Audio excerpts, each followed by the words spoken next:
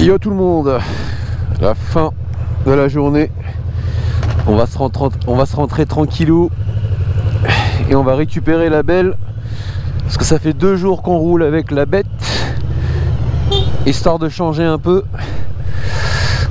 Hop là, est-ce qu'il y a quelqu'un? Il n'y a personne, c'est parti mon kiki. Franchement, comment c'est top de rouler par ce temps. J'ai même attrapé froid un peu là je pense, donc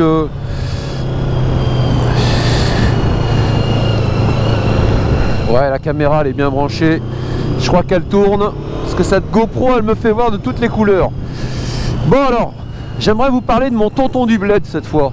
J'avais fait une vidéo sur mon tonton, super tonton, que j'ai eu la chance d'avoir en France avec moi, et qui m'avait vraiment appris énormément de choses, qui m'emmenait partout quasiment avec lui, et franchement c'était un vrai plaisir.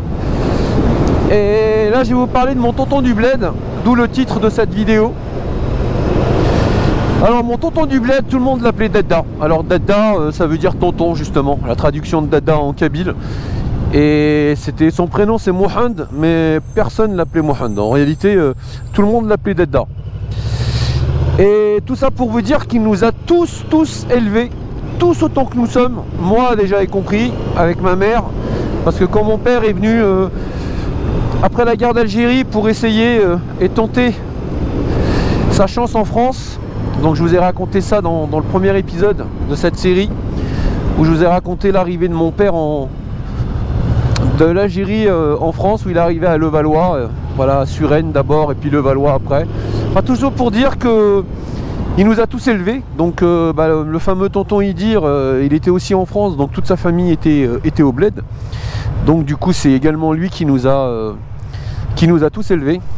Et ce qu'il faut savoir, que c'est un très grand commerçant. Il a sillonné l'Algérie en long, en large et en travers.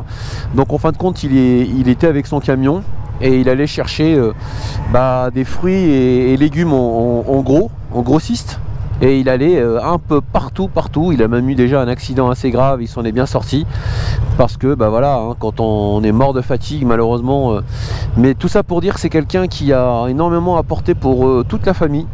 Moi j'oublierai jamais ça, j'ai énormément de souvenirs de lui. Je me rappelle quand il rentrait après une semaine ou plusieurs jours sans le voir, parce que il partait très tôt le matin et il revenait très tard le soir. C'est vrai qu'on savait jamais quand il allait rentrer. Ça c'est vraiment la surprise qu'il nous réservait. Et ben il nous prenait autour de lui, tous les gamins, donc on était petits, hein, les cousins, les cousines. Il prenait plein de pièces avec lui. C'est là où on voit quand même les anciens, comment ils sont trop forts et trop malins. Et du coup il nous faisait parler pour nous donner donc de l'argent pour aller acheter des bonbons. Mais avant de recevoir sa pièce, il fallait répondre à ces questions. Voilà, les questions c'était qui est venu, quand, comment, qu'est-ce qu'il a ramené, avec qui. Un véritable interrogatoire de police là, hein, les amis, hein. Et quand on dit que la vérité sort de la bouche des enfants, eh ben ça a encore tout son sens. Ce proverbe a vraiment tout son sens et c'est la stricte vérité. Parce qu'on faisait pas que raconter, on donnait des détails, on imitait, on faisait des mimes. Enfin c'était, et il adorait ça. Mais il était trop fort, trop intelligent. Et je me rappelle que il nous... Ouais voilà, quand c'était la fête de l'Aïd, c'est pareil, on allait tous le voir, il nous donnait plein d'argent pour aller nous acheter des bonbons et tout. Mais tout ça pour dire que, surtout après le décès de mes grands-parents, parce que mes grands-parents, ce qu'il faut savoir, c'est que ils ont récupéré, après le départ des Français, après la guerre d'Algérie, ils ont récupéré la poste.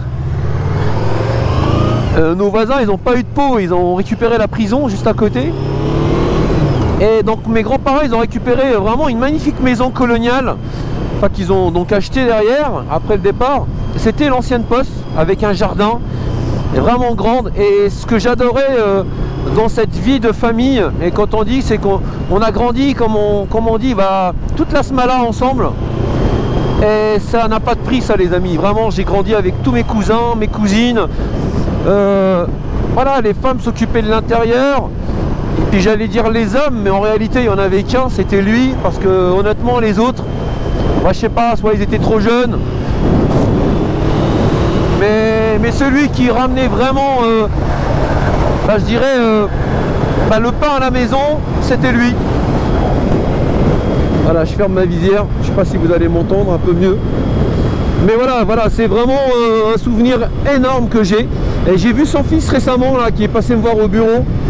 On s'est remémoré quelques souvenirs ensemble de cette belle époque, parce que franchement, c'est une époque formidable et qui ne reviendra plus.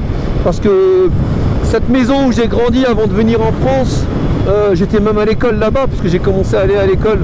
Et j'ai vécu d'abord dans le village de mon père, à Takarboust, avant de redescendre pour avoir une vie meilleure à Tazmalt. Voilà, où mes grands-parents, c'était quand même aussi des grands commerçants. Ils avaient ce qu'il fallait pour nous accueillir, une grande maison. Et voilà, donc j'ai continué ma scolarité à Tazmalt, du côté de chez ma mère, de la famille de ma mère, avant de venir en France quand mon père est venu nous chercher. Mais voilà, ce qu'on se disait avec son fils quand on se remémorait ces bons souvenirs, c'est que c'est des souvenirs bien sûr qui ne reviendront plus malheureusement.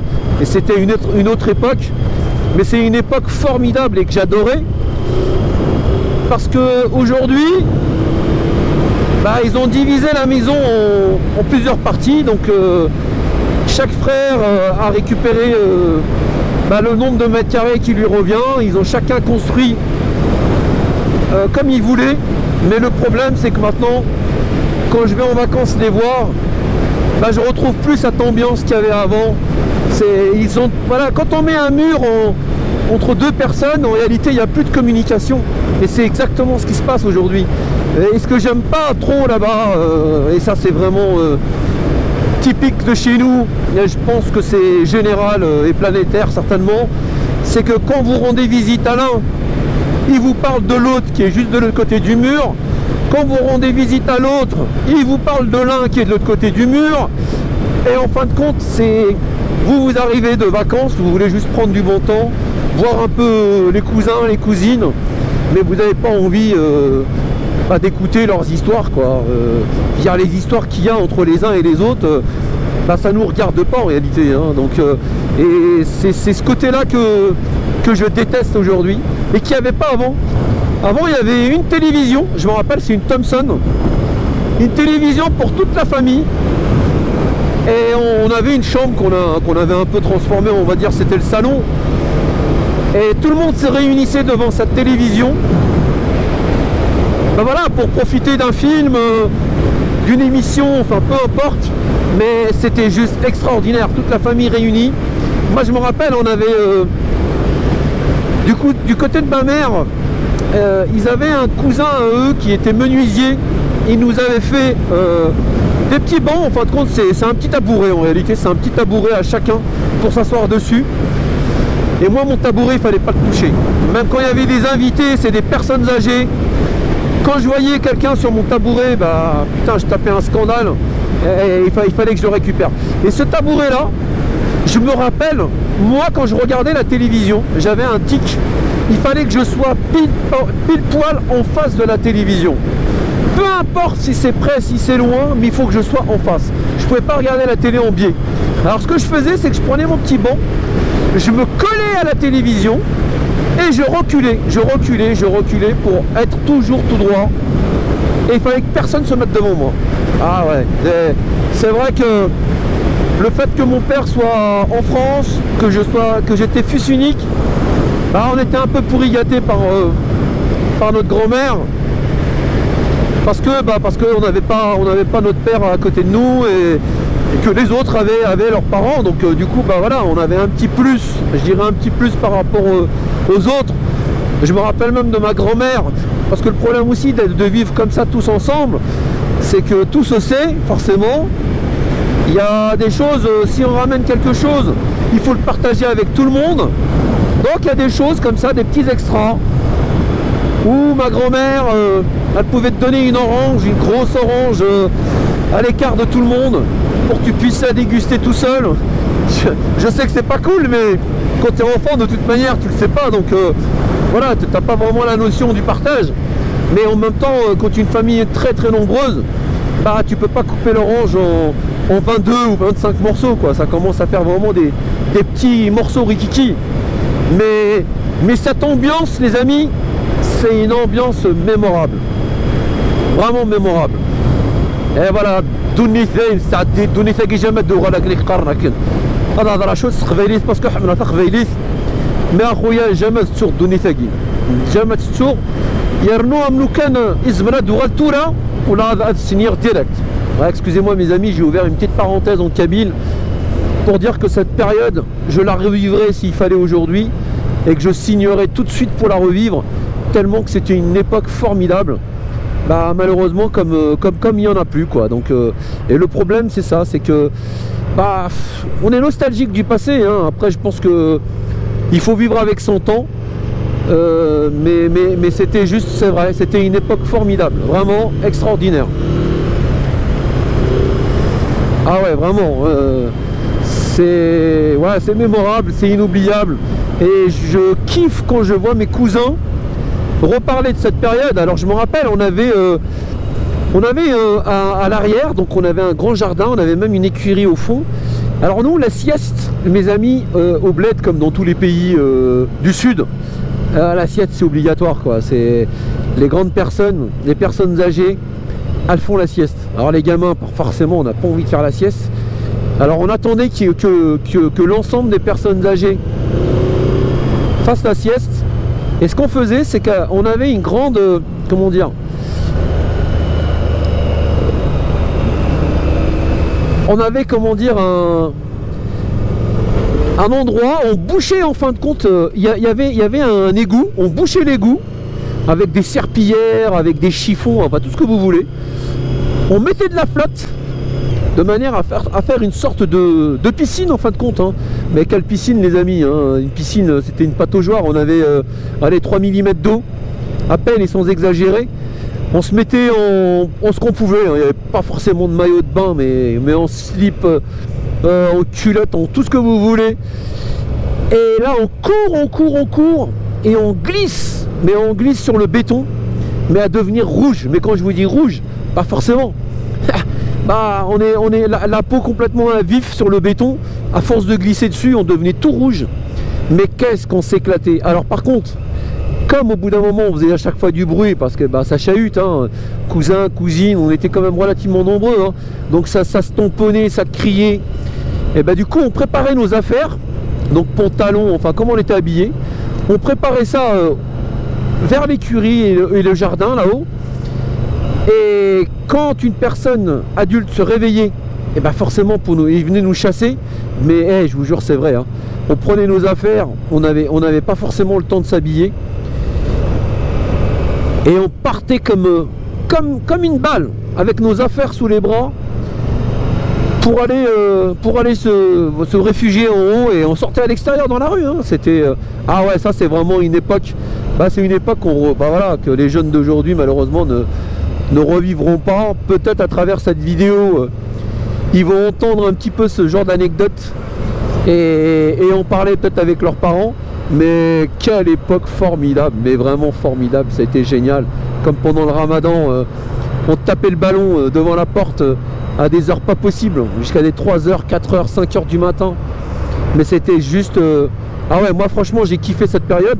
D'ailleurs quand mon père est venu pour nous rechercher en France, bah honnêtement moi j'avais pas envie hein. J'avais pas envie parce que mon grand-père en plus il s'est un peu... Comment dire? Il s'est un peu... il est devenu malgré lui un sorte de vétérinaire. Donc dès qu'il y avait une vache qui était malade, un cheval, n'importe quoi, bah, on l'appelait.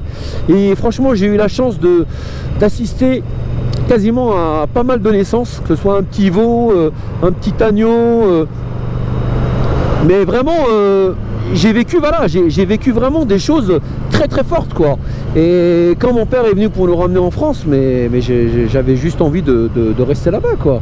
En plus je vous ai dit déjà, j'avais un chat, j'avais une poule rousse qui me faisait un œuf tous les matins. Je me levais, j'allais récupérer mon œuf pour que ma mère puisse me le faire. Ça c'était à Takerboost hein, quand je vivais avec ma mère. Mais du côté de Tazmalt, déjà mon grand-père il avait quand même pas mal de bétail. Et franchement il avait de tout. Et c'était vraiment, ouais, c'était vraiment formidable. Moi, on me réveillait, je disais à ma grand-mère, si jamais il y a une naissance, tu me réveilles pas, mais je tapais un scandale. Donc à 4h, 5h du matin, peu importe, on me réveillait pour que je puisse assister à la naissance, bah, tout ce que vous voulez, un petit poulain, un petit veau, ah, c'était juste extraordinaire les amis, vraiment. Et voilà, bah, ce tonton, je voulais aussi lui rendre hommage parce qu'il nous a tous élevés et tous aidés. C'était notre père, franchement c'était notre papa. On n'avait pas de papa, mais voilà, déjà quand on appelle quelqu'un d'Adda, c'est vraiment beaucoup de respect jusqu'à aujourd'hui, hein. Et cette époque-là, on avait énormément de respect pour les personnes âgées, quoi. Franchement, il n'y a rien à dire de ce côté-là, hein. C'était vraiment... c'est une époque formidable, c'est une autre époque. C'est sûr que le temps change. Aujourd'hui, c'est générationnel. Et je pense que ce qui a un petit peu tué un peu le monde d'aujourd'hui, malheureusement, c'est le numérique, quoi. Voilà, le numérique, Le numérique, il est en train de reprendre le dessus sur la vie réelle. Et c'est ça qui est un peu dommage. Et il ne faudrait pas justement qu'on oublie un peu l'essentiel. Parce que le numérique, c'est bien, mais il faut l'utiliser à bon escient. C'est un outil formidable. D'ailleurs, il nous le prouve aujourd'hui avec le Covid. Sans le numérique, je pense qu'il y a plein d'activités qui n'auraient pas existé. Et aujourd'hui, le numérique est en train de nous amener tout doucement justement à ça. Et de plus en plus, mais il ne faudrait pas que ça soit uniquement ça. Et moi je pense qu'il faudrait pallier les deux. Mais vraiment, hein. Alors ça fait du bien d'ouvrir la visière, putain il fait vraiment chaud, hein. Oh la vache, avec le blouson cuir. Mais oui, mais par contre c'est important les amis, blouson cuir, airbag moto, moi j'ai la totale, hein. Là-dessus je blague pas, c'est très important parce que quand je vois certains tordus comment ils roulent, et justement avec ce confinement les amis, les gens ne savent plus rouler. C'est vraiment ça, hein. Ça commence à sortir de partout. Ça fait combien de temps d'ailleurs, je disais dans une précédente vidéo, ça fait combien de temps qu'on n'a pas roulé la nuit, ou qu'on sait plus ce que c'est que rouler la nuit, avec ces couvre-feux à 18-19 heures, mais c'est impossible de rouler la nuit. C'est vraiment, ouais c'est incroyable. Et puis en plus avec ces 10 km à la ronde, là franchement vivement qu'ils nous sautent ça. Mais là ça pue, hein, mes amis, je pense qu'on va avoir droit à un confinement, hein. J'ai l'impression que cette maladie, vraiment, ils savent pas comment la gérer. Et je pense que s'ils veulent la gérer complètement, il faudrait d'un côté accélérer les vaccins et de l'autre côté confiner en attendant. De manière à ce que, voilà, d'un côté on freine complètement l'épidémie pour pas qu'elle augmente davantage. Et de l'autre côté, par contre, on met les bouchées doubles pour qu'on vaccine les gens au maximum. C'est le seul truc, parce que sinon les amis on n'y arrivera jamais. Voilà, bah écoutez, moi c'était une petite vidéo pour mon tonton du bled. J'avais envie de, voilà, j'avais plein de choses à dire sur lui, mais voilà, j'en parlais là récemment avec son fils qui est passé me voir au bureau. Franchement, ça m'a fait grave plaisir de revoir Badis. D'ailleurs, mon père l'apprécie tellement que bah, il a donné ce prénom-là à un de mes petits frères, Badis. Donc c'est pas rien quand même. Et puis c'est un gars sympa, on rigolait bien avec, voilà, toujours la banane Badis. Et voilà, et on a parlé un peu de son papa, on a parlé un peu des choses un peu difficiles, des nombreuses personnes qui sont malheureusement qui font plus partie de ce monde, paix à leurs âmes, comme on dit en kabyle. Et puis bah, qui veille sur nous quand même malgré tout de là-haut, parce que moi je pense que ces gens-là, voilà, ils nous donnent quand même de la force, une protection. Et malgré qu'ils soient plus présents avec nous, déjà on les porte dans notre cœur, parce que c'est des gens qu'on pourra jamais oublier. Déjà quand on parle d'eux dans le village, les gens, on voit tout de suite comment ils étaient appréciés. Et là où on s'est le plus rendu compte, c'est quand la personne est décédée. C'est ce mouvement. Moi mon père, je me rappelle quand j'avais rapatrié son corps en Algérie, mais c'est impressionnant, le monde était noir, mais vraiment, mon village entier était présent, mais même les villages aux alentours, c'était juste impressionnant. Et ces gens-là, bah, quand on les apprécie, les gens se déplacent, mais du bout du monde pour eux. Et on les oublie jamais, c'est vraiment, voilà. Donc voilà, tout ça pour dire les amis que j'avais envie de faire cette petite vidéo pour mon oncle, mon tonton du bled, comme la vidéo l'indique, et le remercier encore pour tout ce qu'il a fait pour moi et ma mère, et ma petite soeur aussi, parce qu'il y avait aussi ma soeur qui était encore au bled. Voilà, bah, merci, à très bientôt, salut les amis, allez, fais la main, ciao ciao.